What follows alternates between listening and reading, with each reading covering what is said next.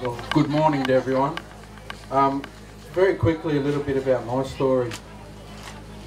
I was taken away in 1971. I'm one of 10 siblings, removed. Mother was removed, aunties removed. When my grandparents lost their kids, grandfather shot himself and grandmother went mentally insane. The girls, the aunties were sent to Cootamundra, and the boys were all sent to Kinchela Boys. So in the last, I've heard a lot of stories around the stolen generation, and not all the stories have a good ending, a happy ending. Not all kids and Aboriginal people were placed in good homes. I suppose I was one of the lucky ones where I was placed in a good home. My adopted father was the first blind Aboriginal physiotherapist. He come down from Tennant Creek. They adopted me, and then they had 5 of their own kids. So my whole growing up, I never knew that I wasn't part of that family. I always could feel it. I never had a mirror image to look at. Maybe at around the age of 12, 13 years of age, that's when I was told I wasn't part of that family. Went through the drugs and the alcohol. When you're growing up in a sort of a family, you grow up, whereas you're not black enough to hang with black fellas, and you're not white enough to hang with the white fellas. So you end up, fighting with both mob. One of the biggest things for Aboriginal people is country and identity. And one of the things we ask all the time is, who are you and where's your mob from? So, putting up with that nearly all my life, and not being able to say where I was from and who my mob is. Not having a family support was hard, hence the drugs and the alcohol, trying to sort of, get that stuff out of my head, bury it sort of thing, and not have to deal with it. Self-mutilation was another thing I went through as well, because the stuff I was doing while I was on the grog and the drugs, I thought I had the devil inside of me. So what I was trying to do was to get rid of that devil inside of me and burn him out. That was, that sort of thing. I couldn't understand the things I was doing, why I was doing certain things, and not having an answer or not having family to turn to is, caused a fair bit of damage. So I've been through, I'd like to say hell and back. But so nearly all stolen generation have been through the same. So 4 years ago, I found my biological family. I never met my mother. She passed away 3 years before I found a family. So I never met Mum. Out of the 7 aunties and uncles, there's only 2 left. The eldest auntie, the youngest auntie. The youngest auntie's been in 24-hour care for the last 20 years, so there's no sort of connection with her. And one of the hardest things I'm finding now with the stolen mob is we don't like to give out information about certain things. We like to keep that. I've found that information, that's mine. I don't like to share that. So I'm struggling at the moment with the rest of the brothers and sisters and aunties to get information and to find family tree, because they don't like sharing that sort of information, and I don't blame them for that. I suppose the biggest thing for me, once finding my family, was looking at another mob and comparing the similarities. When I first found a photo of my mother, that was the first mirror image I'd ever had of myself. That was 4 years ago, and physically I could feel my features morphing. It's a hard thing to explain, but I could feel my face changing into the way my mother looked. I'd look in the mirror and I could, I was going, oh look, I'm starting to look like Mum. And then meeting the cousins, I could see, oh look, we all look the same, And so for me, that was a big thing, mirror image. Second big thing was country, returning to country. My mother's family, we're Barkindji people. Darling River, we've got a big mob, a lot of family down in Mildura, Pooncarie, all the way along to Wilkenya. So again, touching country for me was another big thing. The first thing I did when I went down there was wash my face in the Darling River, or swimming in it. It was like a little bit of a baptism for me. Now, after I've dealt with a lot of stuff, you know, gone through the depression and anxiety and all this sort of thing, and what I do now is I'm currently studying an advanced diploma in trauma, Aboriginal family health practitioner.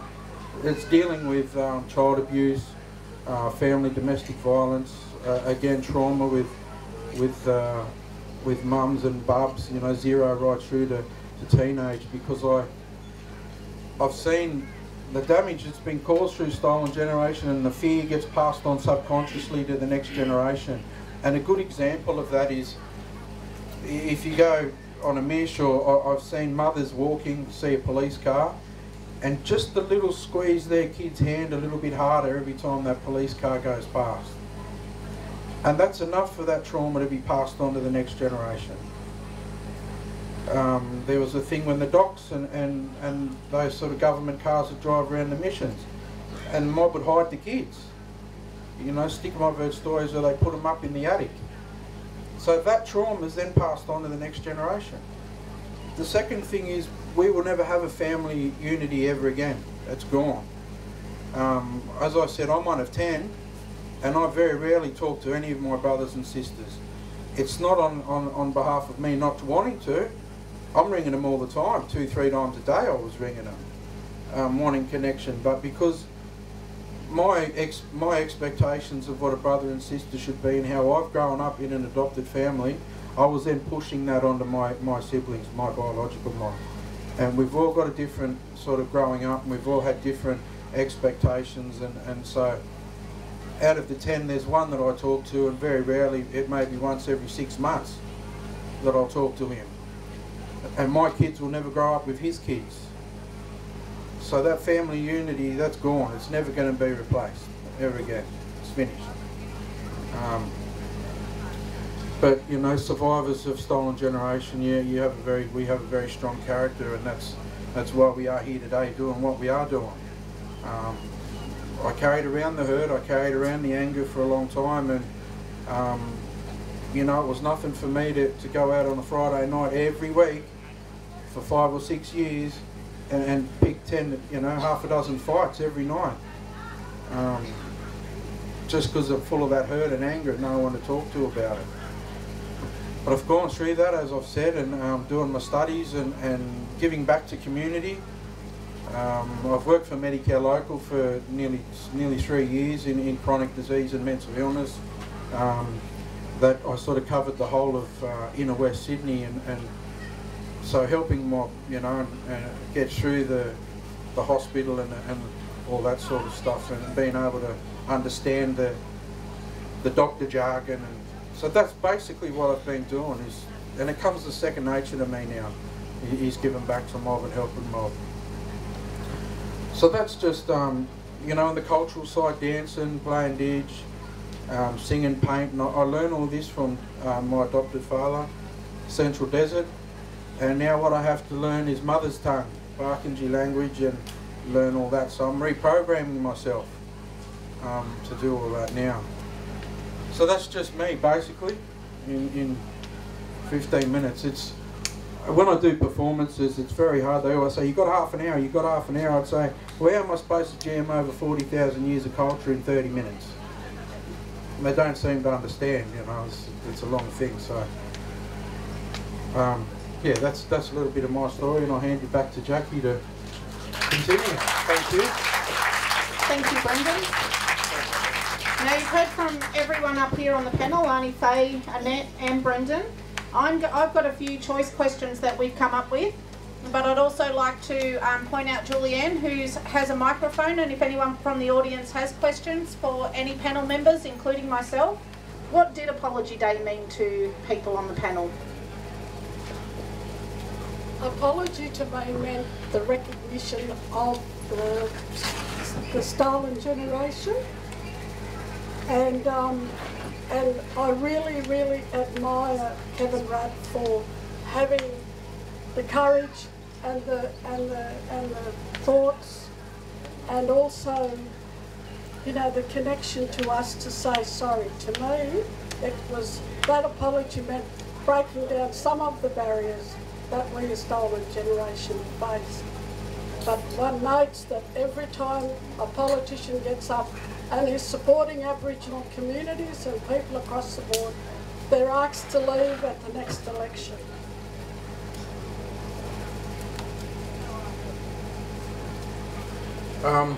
I sort of agree a little bit with what Arnie was just saying. It's all about the recognition.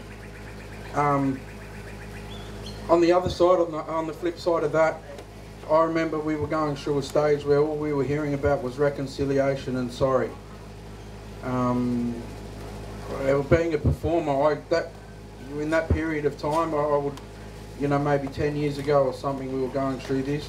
I got a lot of work out of doing that because governments and councils were all about this sorry day and reconciliation, and so they needed the Aboriginal performers and to make it all look good and colourful. It was a little bit like what I call the smiley face campaigns that you see.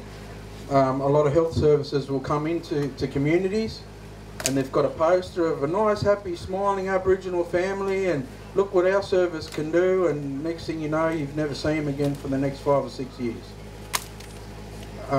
So for me, being a bit younger, personally, I'd like to see a lot. Health, we're still suffering with health. The trauma that's going on through Stolen Generation is unbelievable. And only now is government starting to recognise that you know, intergenerational trauma, identity is a big piece of the puzzle for healing in a holistic approach. I've seen a lot of money thrown at closing the gap, and not much has been done around that because they're not addressing the trauma and the identity crisis and the problems that we're having within community. So, you know, I agree with Arnie. The apology was significant in the identification of it, of, you know, identifying and recognising what's happened, but what has been done since then, and the word sorry I've heard so many times. So to me, it's another day in the office, really. I agree with Arnie, it's all about reconciliation, but it still doesn't make up for what we went through. It's still not good enough. Thank you. So we keep hearing the term healing, and for most Aboriginal people, they have an understanding of what that might mean for them personally, but for non-Aboriginal people that might want to understand what we're talking about as Aboriginal people, what healing is. How has your healing journey been, and where did it begin?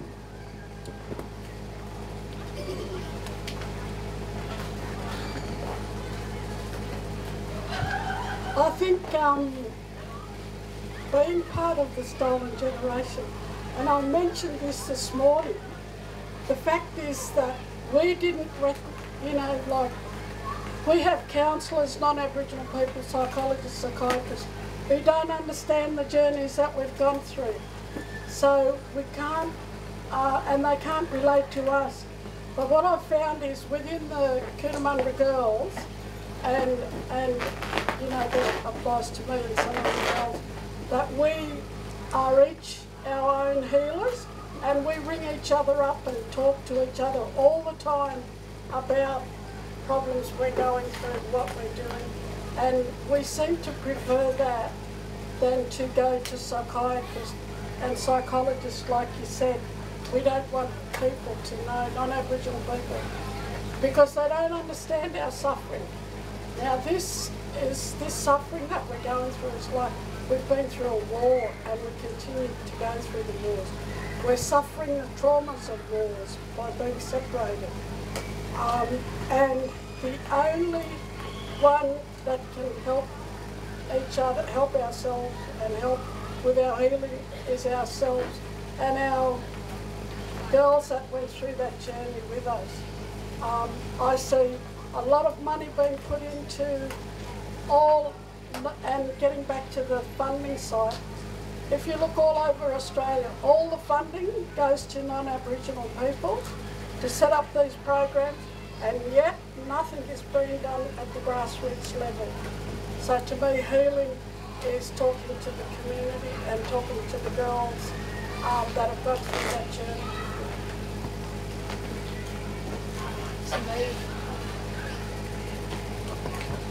To me, the healing, I went through counselling and all that, and it helped, but it was more in the community, listening to other people's stories and sitting there and talking about my story.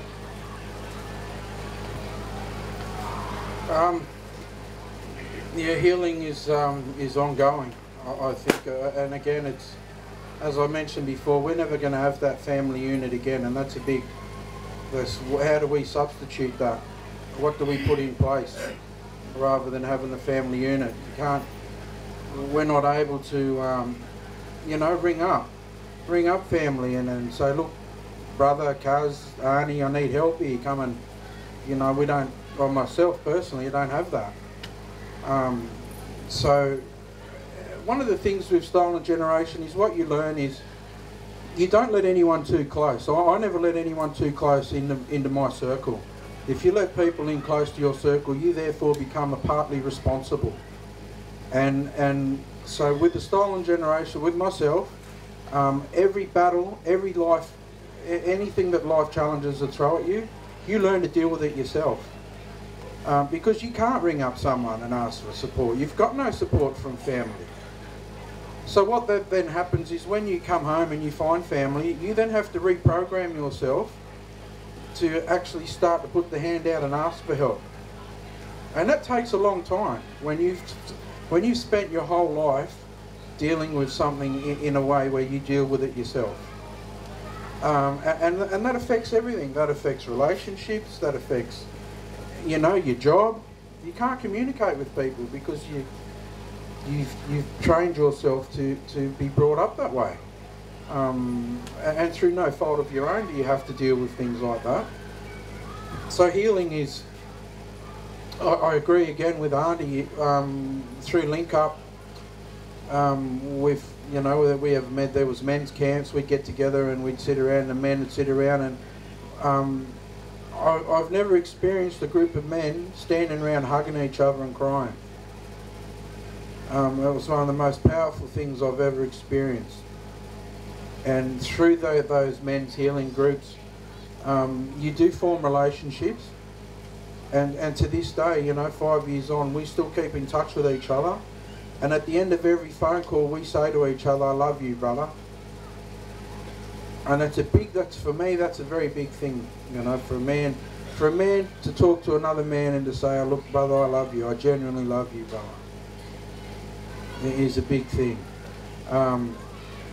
With government and healing, there's not, again, as Auntie was saying, a lot of money's been thrown at it, non-Indigenous organisations. These organisations, you know, by ticking the box, employer have an identified position, and that's as far as it goes. If they listen to Indigenous people, communities and workers, we wouldn't have to keep seeing these programs rolled out year after year after year. Another problem with government is after 3 years, a government comes in, sets up new programs with health and all this sort of stuff. After 3 years, that government's out, those programs are gone. So new government comes in, comes up with a whole heap of new programs for healing and health. So we start all over again. So we get so far and then we get pushed back, and we get so far and pushed back. And I've seen it in communities where a lot of us are just getting sick of doing that all the time. There are programs there with counselling and that sort of stuff, ATAPs. I think it's 10 counselling sessions a year. Now, how can 10 counselling sessions a year, you're not even peeling the Band-Aid off with 10 counselling sessions a year. That's ridiculous. I walked out after the first session. He wanted to sort of give me a bit of advice. I said, no, I don't want to hear it. What I've done is just offload. I need to offload. As a man, we don't have, every man needs a mate, a good mate.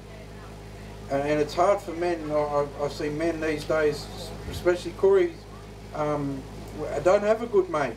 You know, we used to sit around the campfire, we used to have yarns and all this sort of stuff. You don't see a lot of that going on these days. That's why we have men's groups nowadays. You know, we need a good mate where we can talk about these things and offload, but we're too used to keeping it to ourselves.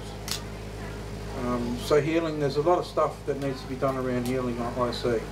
And I think that it's just starting to be recognised now as that, again, the healing, in order to heal with health, you need to look at identity and culture.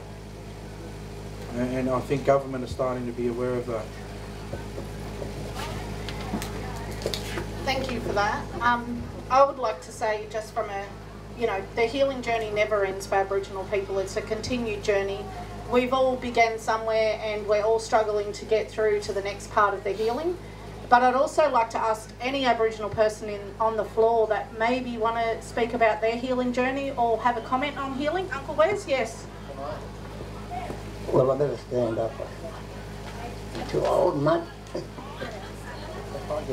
Well, I'm Uncle Wes Mann. I don't know what these people went through being stolen. I wasn't stolen. I was on the missions. Came in from the bush in 1932. I was 10 years old. And they put you on a mission where you were locked up every night at 5 o'clock. Children on the street, when we went into town, we had to wear a tag around our neck that said, "This boy is an Aboriginal." And the police used to come through every afternoon and to our put. The mission was 3 miles out of town. I was on a mission called Dead Bird Mission, a place called Ashford. And on the Severn River. Because myself, I'm a storyteller. I'm a storyteller because my father was a storyteller. And his father, and his father, and his father, for generations. And I'm a storyteller. Today I work in schools. I look back and I think of the time we was on the mission, when they used to put bluestone in your eyes to try and change the colour of your eyes. You know what bluestone is? It's what you cleanse the soil with. We were kids, we'd run down and jump in the river to get it used to burn. And I'm a Bidjambul man. I'm not a Darug man. I've lived on Darug land now for nearly 50 years. But I'm a Bidjambul man. When we came down, that's in southern Queensland. When we came down to New South Wales onto the mission, they never brought us all down. They brought 3 families. And they brought some couple of families from the Murray, a couple of families from the Namba, Narwin, Wiradjuri, Gomeroi. They put us on the mission together. You want to know something? We couldn't understand each other. So your language is gone. Yeah, that's genocide. We lived on the mission there. I can remember being caught on the street after 5 o'clock. And I got 9 months jail for being on the street after 5 o'clock. You don't believe this? This is true. And it was never fun and games. But it was something, that's all I knew. I lived on the Severn River and I fished and I swam with all the other kids. And when they allowed us to move uptown,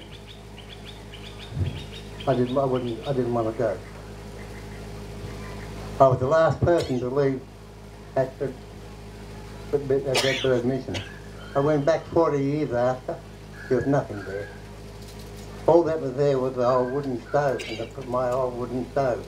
The only thing on the old Dead Bird was this little wooden stove. Still there where I'd left it when I'd walked up all those years ago. Today I'm with these people here that outside of this would be torn away from their family. And myself now, I'm the last one of my family. They're all gone now, my mum and dad, sisters and brothers. My last sister died here about 3 weeks ago. And but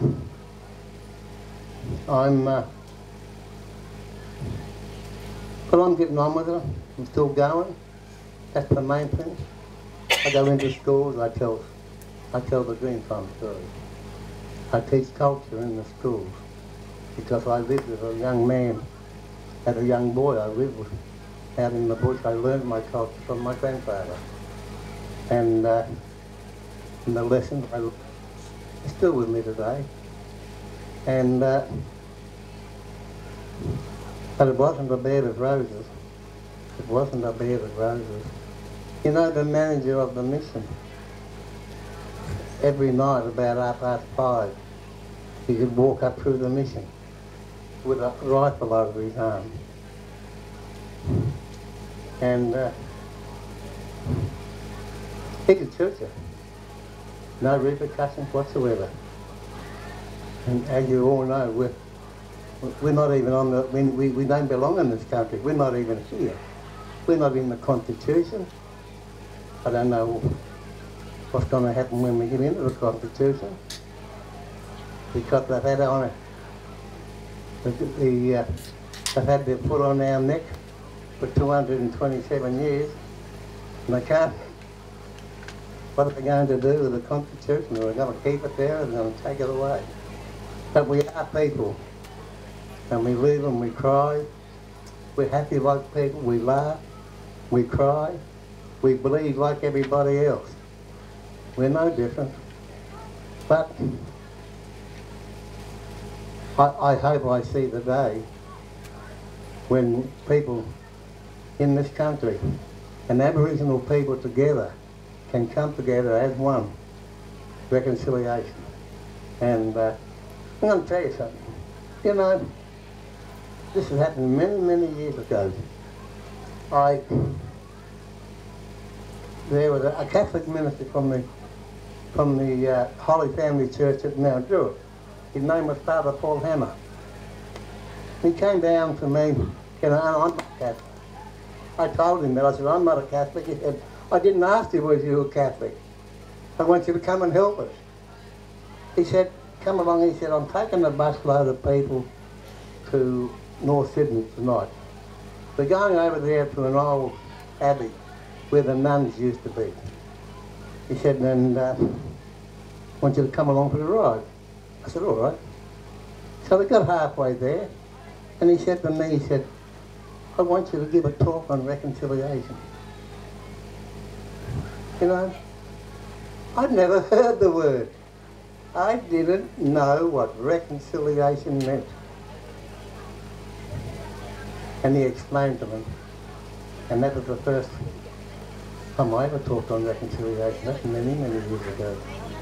But anyway, I'm just saying, like, and how sorry I am that these people were taken from their families. I'm not stolen, but I was taken away from my skin group. You know, we take my mother's totem.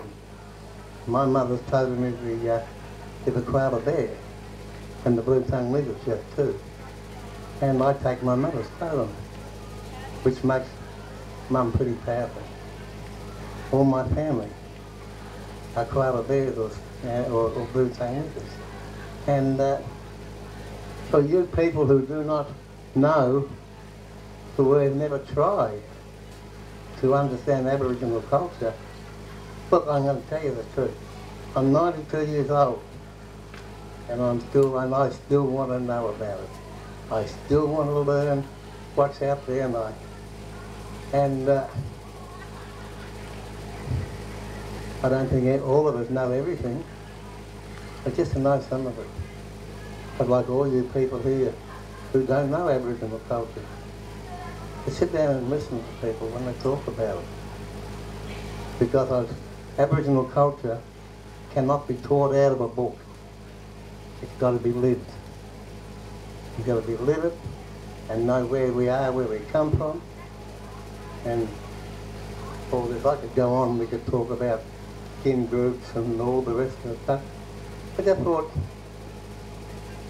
to let you know that everybody among us, like I'm talking about the Aboriginal Koori people, the First Nation people, we've all been there, we've seen something, we've seen it. And that's my trouble. I lived too much in the past. I've seen it all. When I was little, I got sunburned in the tonsils, running out with my mouth open. Looked at those little aeroplanes that used to fly over. We've never seen anything like that, never known. Now they're gone, the planes are gone, aren't they? Just how far we've come since I was a boy. Anyway, thanks very much for listening.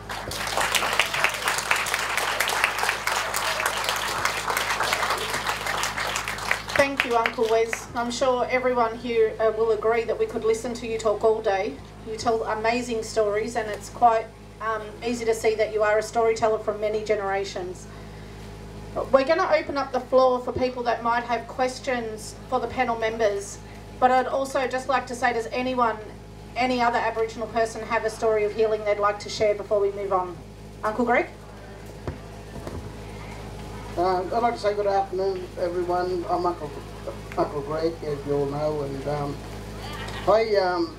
I grew up on La Perouse Aboriginal Reserve, and when I classified that as my university campus, where my elders taught me well. They taught me always show respect, acknowledge, never be greedy, and always share. And I grew up like that, and I've been living out here from last month, 30 years in the same house in Mount Druitt. So I'm so proud of the people of Mount Druitt. The community accepted me into the community, and now I'm one of the elders in Western Sydney, thanks to the community for nominating me. And the thing is, it's an honour to become an elder. And the thing is, what I don't like about, especially today, Sorry Day, is that people, I'll probably bump into someone later on and they would say, oh, where'd you go today, Uncle? And I would say, I went up to Murrumbidgee, we had a gathering. And they could say to me, oh, I had to go up to such and such a place, maybe up to Hornsby, where I gave a talk on the stolen generation. And I would say to them, I didn't know you was taken from your family, I didn't know you were stolen. No, I was never taken away. I said, well, what do you know about the stolen generation? So therefore, we don't need to listen to people talking about stolen generation if they've never been there and done that. You know, like what our brother was saying, you know, these people are traumatised through what's happened, you know, in the past, you know, through separated from our families. Because when I look at everyone, like we're all one mob, you know, black and white, we're all one people. And the thing is, and when we talk about the healing, see, the thing is, Aboriginal people haven't really sat down and breathed properly, you know, to go through a healing process. And I think one of the main factors is that if everyone came together and breathed with us, maybe we could feel a little bit better about it, because we'll never heal if we don't come together and breathe. And that's why I'm part of the reconciliation movement in Mount Druitt. We have a gathering tonight with Māori family. So, and the thing is, like I can, what I do in the community, if I donate something into the community, I say it's from the community, you know, or donate to someone that's come to visit. It's from everyone, not from me, so I don't take the credit for everything. But the thing is, growing up in La Perouse Mission, where we lived on, you know, like coastal blacks, has got a choice. So we might say, tonight we're going to say, what's for dinner tonight? So we're going to have wallaby. So we're going to feed a wallaby tonight. And then tomorrow night, we're going to have a feed of seafood. So that's the beauty, that's the dietary intake when you live on the coast, because the bush, like you can get the food from the ocean or food from the bush. And the old people, you know, they used to say to us, go to the beach and get some mud cockles, which we call bimblets. And they say, only get a dozen, just get a dozen. And we'd go down there with this little sugar bag and get a dozen of these mud cockles, take them home, they'd make a big pot of stew. And people next door may not have a feed, or, you know, and my dad would say, I'll send them around, we've got a big boiler full of bimblets. So we'd have a big feed at home, you know, and if, or it could be a leg of lamb, and the family up the road don't have nothing in the house, so send them down, we'll feed them down here, or we'd go to someone else's place and have a feed. And that's how it was back then in the communities, you know, because communities looked after each other. But communities don't do that no more. Because if we go back to the old-fashioned, old-fashioned values, use old-fashioned values and learn about them, then we'll always use common sense. So we can't use common sense if we don't use old-fashioned values.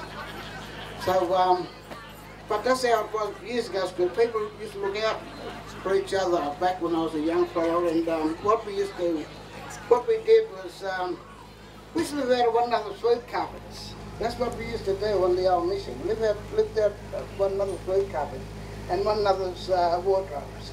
So if anyone was going to court, they'd come down and say, Uncle, would you ever say to my old dad, Uncle, would you have a shirt that would fit me? I've got to go to court in the morning, you know? Could I borrow your shoes or something like that? Or they go around and borrow someone's shoes. And that's how it was back then, living out of one another's wardrobes and food cupboards. You probably saw that out, aren't you? See that happen? But the thing is, that's how it was. And the old people, you know, they were real good, you know, they were very strict. If we did something wrong and they asked us, did we smash so-and-so's window? Say, yeah, we did, Uncle or Dad, yeah, we did. You know, and we wouldn't say, no, we didn't. And then 2 hours later, we own up, you know, we say, yeah, we did, we're sorry about that. And that's how the old people, that's how we learn from each other, by doing the right thing. And maybe doing something wrong was a way of learning about changing the way and doing the right thing. So I could talk all day about culture and that, but the thing is that, so one of my favourite foods on the coast, when the old fellas used to have fishing nets, they used to catch all this mullet, murra, we call it murra, catch all this mullet, and they used to give it away to everyone. Never sold a fish to anyone. The people come down from the village, the Greeks, the Italians and the Maltese, while Uncle was giving them a feed of fish to take home to feed their families. And the mission fellows, they'd come down and get their feed. But what I used to get out of that net, I used to get the puffer fish. You know that puffer fish? I used to get that puffer fish and I'd take him up in the grassy part of the beach, dig a huge hole, and get the puffer fish, rub him back, and he'd spill up and round like a soccer ball. And then we'd cut him open, get the liver out, put him in their homemade billy can with the old sunshine milk tin with cutting wires for handles. We'd go home with this liver. And the old people say, son, you got berenjang in that tin. I say, yeah, you know.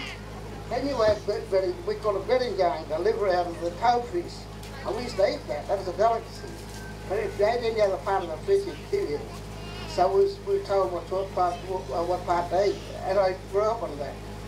But with the bimblets, the berenjang, the yunga, which is the octopus, and I could just go on and on about all these different things. So I'll leave it there, and because in about 3 months' time I'll have a book out, so you'll be able to read it, eh? And someone said to me one day, said, "What are you going to call the book, Unc?" And I thought about a word. I thought about a word like learning through the eyes of my elders. That's what I thought I'd call it. But just before I leave you, just remember this. The music will always sound better if we use both the black and white keys. So keep supporting. Thank you.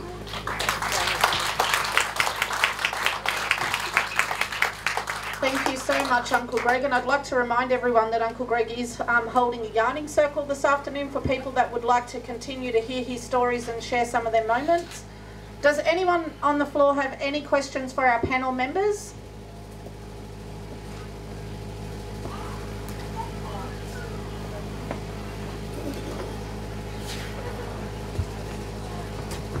Hello, my name's Lisa, and first of all I just want to thank everyone for sharing their stories, because what we're talking about here is truth, and there hasn't been enough truth in the past for our Australian history, so I'm really grateful to hear these stories. Thank you so much.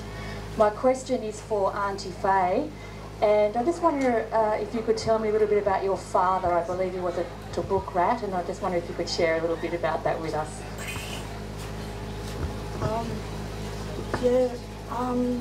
My father was, before he and Mum were married, he signed up and put his age up to go over to fight as a rat off Tobruk in the Middle East. He spent 4 years overseas fighting, and his unit was called the Devil's Own because there was more Kuris in it than non-Aboriginals. And they, towards the end of the war, his unit was at one of the towns there, and they had to hold off and protect the town, and they were there for 8 months fighting the Germans and the Italians, and his unit was the last to leave. So on leaving and then coming back and being rejected, he was a soldier and he was a mate and everything else whilst he fought overseas. But when he came back, he wasn't accepted. And non-Aboriginal people, my grandmother's sister married a non-Aboriginal person and who was fighting in the same war but different unit. And when the non-Aboriginal people came back, they were given soldier settlement blocks from the government. That meant houses, blocks where they could build their homes, and that was theirs forever and a day. And it was so sad because my father, he was in that war too, and not only him, but there was quite a lot of soldiers from down the Riverina, Wagga area, Aboriginal soldiers, and they marched from there all the way to Holsworthy. They stayed overnight at Wagga all the way to Holsworthy before they were loaded on the ship. They went overseas and they put their lives in the hands of the Lord, and also fought for this country. And when he came back, he wasn't recognised as a human being. He came back and he was still rejected and not allowed into the shops or any places where non-Aboriginal people could go to. We had to wait in the park for someone to go into the shop to get our rations, and our rations consisted of bread, fat, sunshine milk and salt, and that's what we had to live on. But thank God we lived in the Riverina area, and a lot of the owners and the farmers gave my family and that jobs down there. So a lot of people in that area grew up you know, being working on those farms. But the thing is, you know, my father fought for this country to protect all of our children, all of the community, and yet they couldn't protect his kids. They took us away. And that's a terrible indictment on the government. That's all I have to say. Thank you, Auntie Faye. Is there any more questions from the floor? I actually have a question for Brendan. You were saying that you went through a traumatic stage of drug and alcohol abuse. I would like to maybe ask you to expand a little bit on your turning point for that.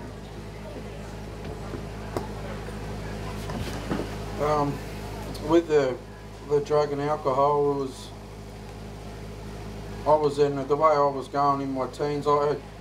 I suppose part of that journey and into getting into the drugs and alcohol was when you're not exposed and have nothing to do with Aboriginal culture, the only thing you're hearing is through media.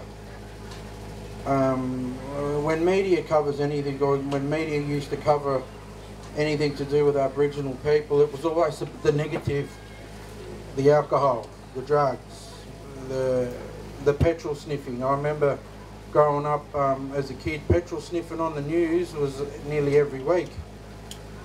So of course I'm sitting there thinking, well, that's what we're supposed to do. So I start sniffing the petrol. So the drugs and the alcohol that's all I used to see was mob drinking and stuff. And so I thought, well, that's what I've got to do. So I kicked off by doing that, and eventually realised I hate the taste of alcohol. Absolutely hate it. But I'd drink anything under the sun. I'd go for 2 to 3 days. Binges of drinking every day, and it didn't matter what it was as long as I had the effect. I loved the effect of alcohol. It made me feel like Superman, and it made my brain stop thinking about all the stuff. Where am I from? Who's my mom? Well, it buried the pain. And of course, when you sober up, the hurt and the pain's still there, so you don't stop drinking. You just keep drinking to block it out. But I was heading down drinking and fighting, and I was looking at doing a big stint in jail. Just turned 17, and the solicitor said to me, look, you're going to end up doing a big stint out at the Bay. Tell them you're alcoholic, we'll send you to Bennelong's Haven. So that's what I ended up doing. I said, look, I've got a drinking problem.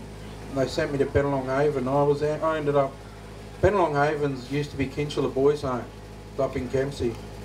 And I ended up going there and stayed there for 3 years with no drinking. And I'll tell you what, when you're drying out off grog, the Kinchela Boys Home is not really a good place to be doing that. Because of what happened in Bennelong Haven, Kinchela Boys Home, there's goons up there. There's still got the ghosts and stuff up there up in Kempsey. So when you're drying out and you're seeing things walking down the hallway and hearing noises and all this sort of stuff, you start thinking, I'm going in the horrors here. So it sort of makes things a bit worse, getting off. But that's what I ended up doing. Went to Bennelong for 3 years, and I ended up staying off the grog that long because it was never about the taste of the grog. It was the effect and the idiot mates I was hanging around with. I was the village idiot, and I knew what they were doing. They'd feed me full of grog, fire me up full of bullets, and off I'd go. I knew that. I was using them, and I thought I was one up, getting free grog out of them. But at the end of the night, I'm getting arrested, and they're all walking off down the street, leaving me there. And then kids. Having kids is a big change in anyone's life.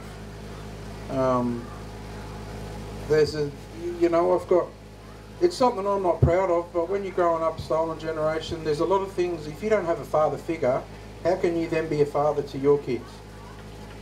I never knew what the word auntie was. I had aunties and uncles and cousins and brothers in the foster adopted family, but there's no meaning to it until you meet your blood. So the first time I met my auntie, I was just overwhelmed with all this feeling of what an auntie really is. There's my auntie, that's my blood, she's my auntie. So at the age of 40, you never have these, you don't know, it's all surface stuff. So having kids, and as I said, I'm one of 10. There's 9 of us, all got taken away. I've got a brother that's got 10 kids from Mildura all the way up to Cairns. Because he never had a father figure, how could he then be a father to his kids? And those kids aren't going to have him around. So that's getting passed on and passed on. So, I've got 6 kids. From Narrabeen all the way up to Newcastle. The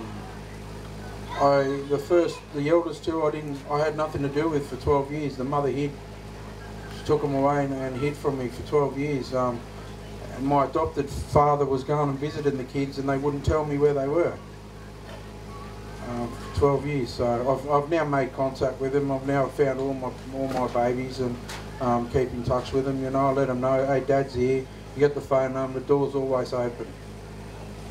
As long as they know where I am and that I'm there for them, that's the best I can do. So with the drugs and the alcohol, it was it was having kids and going to Bennelong. for 3 years, being able to step out of the circle that I was in, having a good look around at what was going on from outside of the circle, and realising I hated the taste of grog. I hate it to this day. I don't drink. Don't smoke. I don't even drink caffeine these days. No, even the tea. The tea's got to be decaffeinated, and I'm buying herbal tea. I'm sitting down, here's me sitting down at the Glasshouse Cafe at Centrepoint Tower, ordering a hibiscus tea. A big fella like me covered in tattoos drinking this little tea with the pinky turned up. And this mob of, they're freaking out, going, what's going on? He's on drugs, this fella. So, but you know, everything I've done wasn't me. It was I tried to live what other people were telling me to do. And through the grog and the drugs, that's how I tried to fit in. Get on the grog. I could be whoever I wanted to be, a chameleon. I'm not sure about the other guests up here on the board, but Stolen Generation, you learn to survive. And no matter what situation you're put in, you can adapt. So therefore we become a chameleon. You know, I could knuckle with the best. I could talk to whoever and chop and change. I could be whoever I wanted to be. One of the things with identity, and I'll finish up in a minute, one of the things with identity, we're always told who we are and who we're supposed to be. There was a story, I read a story about an old fellow was taken off the Mish because he was Aboriginal. He wanted to go back and visit his mob on the Mish. He couldn't go back and visit his mob on the Mish because now he's not Aboriginal. He went into the army, he was constricted to go and fight in the war. After he got out, he wanted to go to the RSL. He couldn't go to the RSL because he was Aboriginal. So his whole life he was told when he was Aboriginal and when he wasn't Aboriginal. His whole life. And that's pretty much the same when you're Stolen Generation, you don't have a family, you don't know where you come from, you don't know who you are. I went through a stage there of mob saying to me, go home you wog. And on one occasion I got off the train and this was at Strathfield, I was going past on the train, these blokes yelling out, you wog, go home you wog. I got off the next train, come back and sorted that out. You know, I'm not, so, and then I started to think, as I got older, I started to think, I'm walking around Newtown, I've got old Greek blokes coming up talking to me in Greek. I've got people saying to me, oh, you look like Mario Fennick, Maltese. I went to a Lebanese school out at Pennant Hills and half of them was thinking I was Arabic. So I went through a stage where I was thinking, oh, I could get away with robbing a bank here.